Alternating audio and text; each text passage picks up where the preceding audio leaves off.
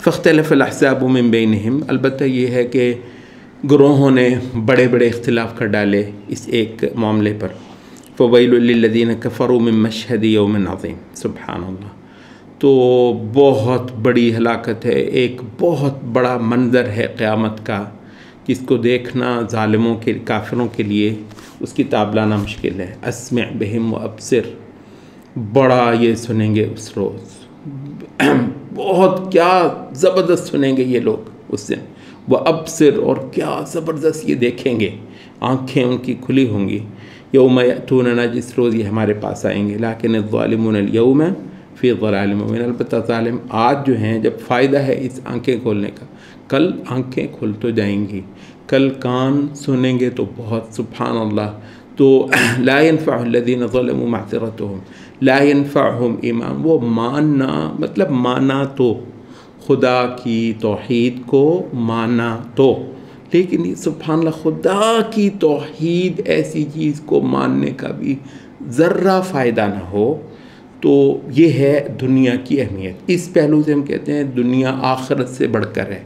دنیا وہ چیز ہے جہاں خدا کو مانو تو فائدہ ہو. آخرت وہ چیز ہے خدا کو مانوں گے تو مانیں گے ہی، لیکن یہ ہے کہ اس کا فائدہ نہیں ہے.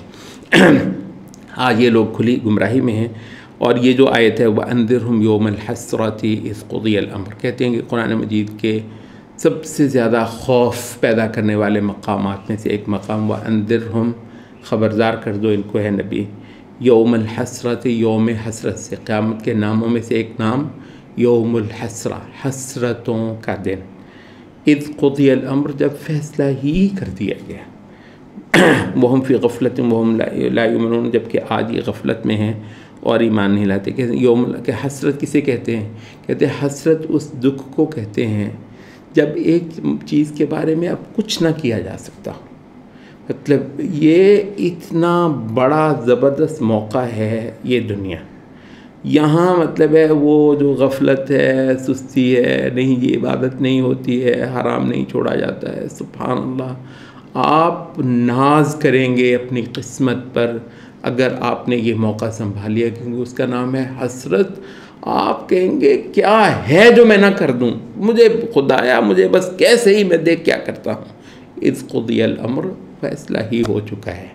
سبحان اللہ. خدا بار بار فیصلے کرے گا کیا؟